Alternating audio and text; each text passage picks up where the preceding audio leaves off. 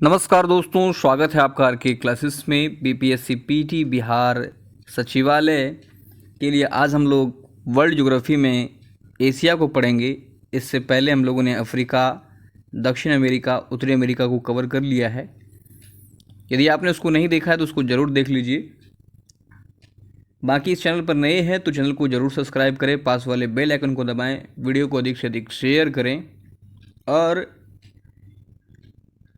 Revision लगातार करते रहें, क्योंकि आप काफ़ी दिन से अगर पढ़ रहे हैं तो आपने बहुत कुछ पढ़ लिया होगा। चूँकि चीज़ें आपको याद नहीं रहती, इसलिए आप फ्रेश स्टार्ट करने की बजाय आपने जो पढ़ रखा है उसको ज़्यादा रिवाइज करें, ये बेहतर तरीका है। तो चलिए शुरू करते हैं।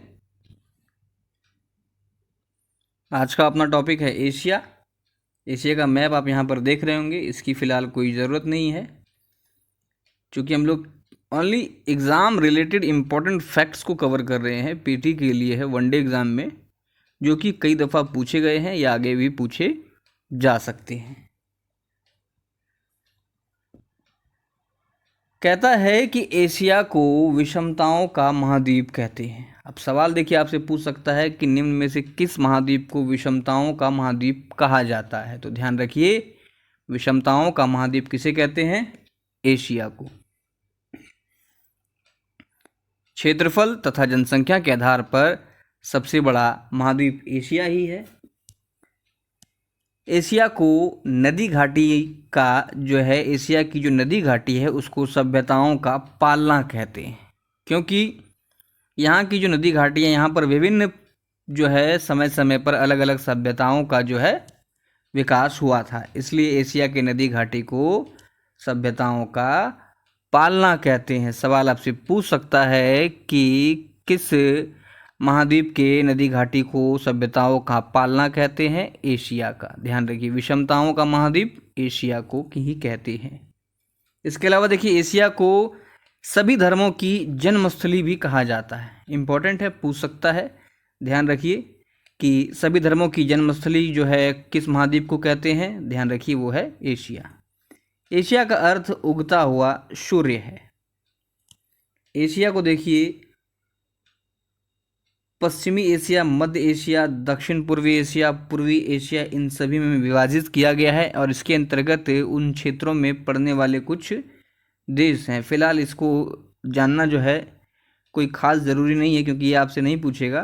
फिर भी आप देख लीजिए, Iran, Iraq, Saudi Arabia, Turkey, Israel, Yemen, Oman, UAE, Qatar, Bahrain, ये सब पश्चिमी एशिया में आते हैं। मध्य एशिया में देखिए, Kazakhstan, Kyrgyzstan, Tajikistan, Turkmenistan, Uzbekistan, ये आप आसानी से याद रख सकते हैं कि मध्य एशिया में लगभग सब में तान वाले आ रहे हैं। ध्यान रखिए, एक सवाल बन सकता है कि मध्य एशिया का सबसे बड़ा जो है देश कौन सा है? तो ध्यान रखिएगा, मध्य एशिया का सबसे बड़ा देश कजाकिस्तान है। क्लियर है? दक्षिण पूर्वी एशिया देखिए, इसमें Myanmar, Laos, Thailand, Cambodia, Vietnam आ रहा है। पूर्वी एशिया की बात करें, पूर्वी एशिया में तो चीन, मंगोलिया, जापान, ताइवान, उत्तरी एवं दक्षिण कोरिया। उत्तरी एशिया में बात करें तो रूस आ रहा है। तो ध्यान रखिए, ये वैसे इंपॉर्टेंट नहीं है। आगे बात करेंगे, कहता है कि ओमान एवं ईरान के बीच फारस की खाड़ी है। ये देखिए, यहाँ से यहाँ तक सब इंपॉर्टेंट फैक्ट है, बहुत बार एग्जाम में पूछा गया। सवाल आपसे पूछ देगा कि ओमान एवं ईरान के बीच कौन सी खाड़ी है? फारस की खाड़ी। सवाल आपसे पूछ सकता है कि फारस की खाड़ी कहाँ स्थित है? तो ध्यान रखिए, ओमान एवं ईरान के बीच में। ओमान ईरान के बीच में फारस की खाड़ी है, ध्यान रखिए। आगे कहता है कि ओमान एवं ईरान के बीच में जो है फारस की खाड़ी तो है और हरमुज जल संधि भी है। ध्यान रखिए, सवाल आपसे पूछ सकता है कि हरमुज जल संधि किन दो देशों के बीच स्थित है? हरमुज, तो ये है ओमान और ईरान के बीच में। क्लियर है? ये देखिए, इस तरह से आप इसको याद रखिए।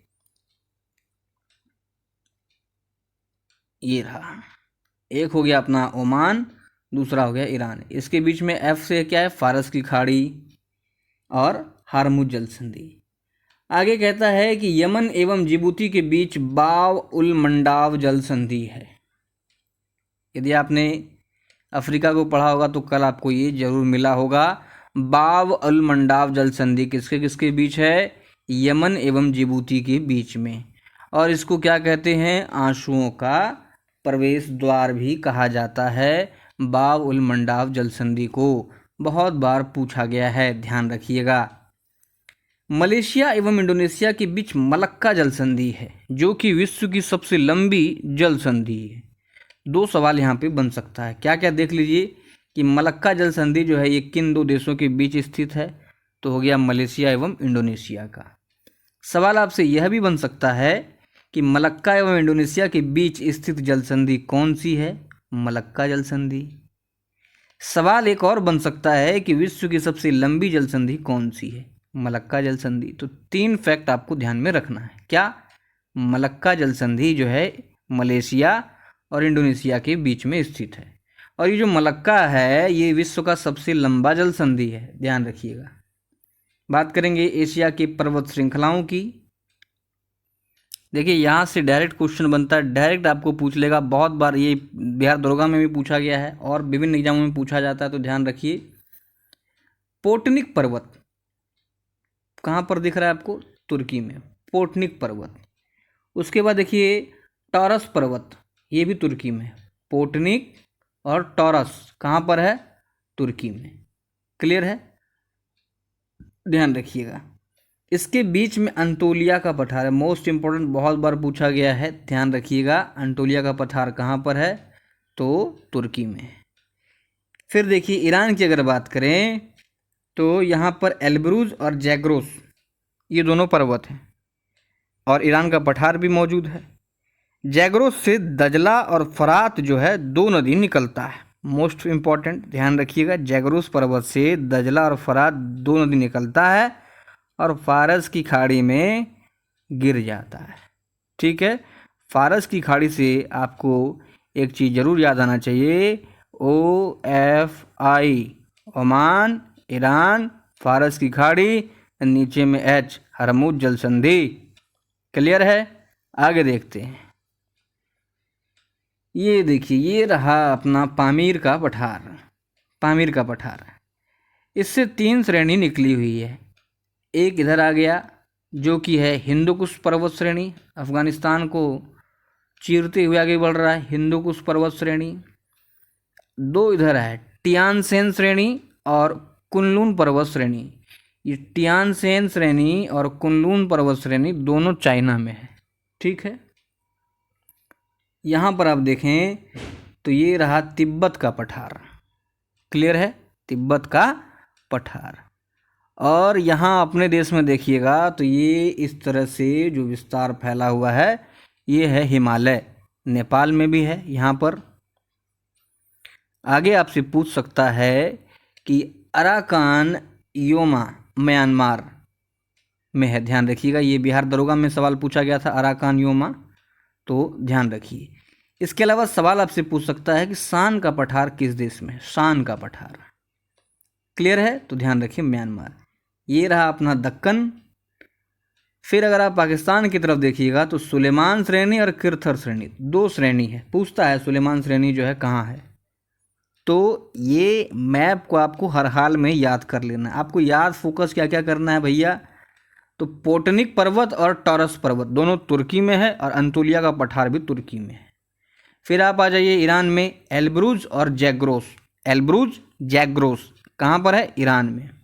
क्लियर है, और जैग्रोस से दजला और फरात 2 नदी निकलता है जो कि फारस की खाड़ी में गिर जाता है।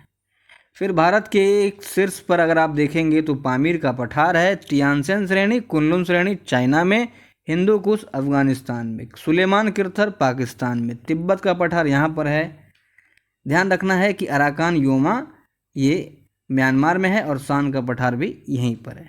चलिए आगे देखते हैं, बात करेंगे एशिया के मरुस्थल की। तो पहला जो मरुस्थल है गोबी मरुस्थल, ध्यान रखिए। गोबी जो है ये ठंडा मरुस्थल है, इसका विस्तार मंगोलिया एवं चीन में है और एशिया का सबसे बड़ा मरुस्थल है।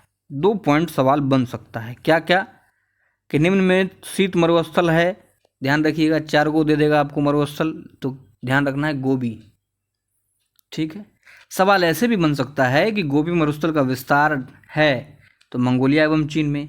यह आपसे पूछ सकता है कि एशिया का सबसे बड़ा मरुस्थल कौन सा है, तो ध्यान रखिए गोबी मरुस्थल। आगे है देखिए अल नफल एवं रब ए अली अल नफल एवं रबेअली सऊदी अरब में है। ये दस्त वाला पूछा गया, ध्यान रखिएगा। दस्त ए लुथ, दस्त ए कबीर। दस्त जो है ये कहाँ पर है? ईरान में। दस्त वाले जितने भी हैं ईरान में हैं, ध्यान रखिए, ये पूछा गया है। आगे कहता है थार मरुस्थल, तो इसका विस्तार मुख्य रूप से भारत एवं पाकिस्तान में है। और एक और इम्पोर्टेंट बात कि विश्व का सर्वाधिक जनसंख्या घनत्व वाला मरुस्थल थार ही है। सवाल अगर आपसे पूछ ले कि विश्व का सर्वाधिक जनसंख्या घनत्व वाला मरुस्थल कौन सा है? थार मरुस्थल। अच्छा, सवाल आपसे ये भी तो पूछ सकता है कि विश्व का न्यूनतम जनसंख्या घनत्व वाला मरुस्थल कौन सा है? यदि आपको पता है तो कमेंट करके नीचे जरूर लिखिए, क्योंकि ये हम लोग पढ़ चुके हैं। तो ये थे एशिया के प्रमुख मरुस्थल। ध्यान रखिए, गोभी को ध्यान रखना है। दस्त ए लुत, थार मरुस्थल, अल नफल, रब ए अली। प्रमुख झीलों की बात करें तो इससे कई प्रश्न बनते हैं, डायरेक्ट एग्जाम में आपको पूछ लेगा। जैसे कि विश्व का सबसे बड़ा झील कौन सा है? तो कैस्पियन सागर है। विश्व का सबसे बड़ा झील कैस्पियन सागर। देखिए इसका जो विस्तार है, या आप कह सकते हैं कि किन किन देशों से ये संलग्न है, तो आपको ध्यान में रखना है रिटका, रीतिका नहीं, रिटका। कैसे कैसे? कजाकिस्तान, रूस, अजरबैजान, तुर्कमेनिस्तान, ईरान, ये इन 5 देशों से संलग्न है, सटी हुई है। ध्यान रखिए, क्या याद रखना है आपको? रिटका। आर से रूस, आई से ईरान, टी से तुर्कमेनिस्तान, के से कजाकिस्तान, ए से अजरबैजान। ये पूछता है, ध्यान रखिए इसको आप। इसके अलावा देखिए, विश्व का सबसे बड़ा झील तो है ही है, और सबसे बड़ा खारे पानी का भी झील है। मोस्ट इंपॉर्टेंट, विश्व का सबसे बड़ा खारे पानी का झील कैस्पियन सागर। किन किन देशों से संलग्न है? तो कजाकिस्तान, रूस, अजरबैजान, तुर्कमेनिस्तान, ईरान से। कैसे याद रखिएगा आप? कैसे पिए? खारा है। कैसे पिए? कैस्पियन, खारा है। नेक्स्ट है बैकाल। ये हम लोग पीछे भी पढ़ चुके हैं। बैकाल झील देखिए रूस में है, विश्व की सबसे गहरी झील है। ध्यान रखिएगा, सवाल आपसे पूछ सकता है कि विश्व का सबसे गहरा झील कौन सा है? बैकाल में। नेक्स्ट है मृत सागर, डेड सी। यह है जॉर्डन एवं इजराइल की सीमा पर। अब देखिए बीपीएससी में इससे एक प्रश्न पूछा गया था इसी बार, है ना। अब प्रश्न क्या था एक्चुअल में भूल गए, लेकिन ये जरूर ध्यान में आ रहा है कि इसी से रिलेटेड कुछ एक प्रश्न था। अगर आपको याद है तो प्रश्न जो है नीचे कमेंट कर दीजिएगा। तो ध्यान रखिए, ये जो मृत सागर है ये जॉर्डन एवं इजराइल की सीमा पर स्थित है। कहता है कि मृत सागर जो है ये विश्व की समुद्र तल से सबसे नीचे स्थित झील है। मतलब जो सी लेयर है उससे भी नीचे है ये स्थित झील मृत सागर, जॉर्डन एवं इजराइल की सीमा पर है। और विश्व में दूसरा सबसे ज़्यादा खारे पानी का झील है मृत सागर। कहते हैं कि इसमें आप अगर तैरिएगा तो आप डूबिएगा नहीं, आराम से इसमें लेटे रहिए। ध्यान रखिए। आगे कहता है वॉन झील। वॉन झील तुर्की में है और विश्व की सर्वाधिक लवणीय वाला झील है। 330% लवणता इसमें पाया जाता है। वॉन झील कहाँ पर है? तुर्की में। तुर्की से आपको क्या याद रखना है? अंटोलिया का पठार, पोटनिक का पठार, पोटनिक पर्वत। आगे कहता है पेंगोंग सो झील। पेंगोंग सो झील बहुत फेमस है। सिमोरेरी झील, ये दोनों जो है खारे पानी का झील है। लद्दाख में एग्जाम में पूछा गया है सोरेरी, ध्यान रखिए। नेक्स्ट है टेंसले सेप झील। टेंसले सेप झील ये कंबोडिया में है। सवाल आपसे पूछ देगा कि सोमोरेरी झील कहाँ पर है? लद्दाख में। पेंगोंग सो लद्दाख में, टेंसले सेप कंबोडिया। टोवा झील, टोवा झील इंडोनेशिया में। टोवा झील इंडोनेशिया। क्लियर है। नेक्स्ट है अरल झील और वालखास झील, कजाकिस्तान। अब देखिए, अगर आपको याद ना रहे, सवाल पूछ दे कि वालखास झील जो है ये किस देश में है, तो कितना टफ हो गया। इसमें आप दिन भर बैठ के सोचते रहिएगा तो ये सवाल बनने वाला नहीं है। इसलिए डायरेक्ट फैक्ट को है आपको लगातार बार बार रिवाइज करना होगा, तभी चीज़ आप याद रख पाइएगा, है ना। तो इस चीज़ को जरूर ध्यान में रखें। अरल झील, वालखास झील कहाँ पर है? कजाकिस्तान में। नेक्स्ट है प्रमुख नदियाँ। प्रमुख नदियाँ की बात करें तो देखिए यांग सीसी क्यांग ये एशिया की सबसे बड़ी नदी है। सवाल आपसे पूछ सकता है कि एशिया की सबसे बड़ी नदी कौन सी है? तो यांग टीसी क्यांग, यांग टीसी क्यांग।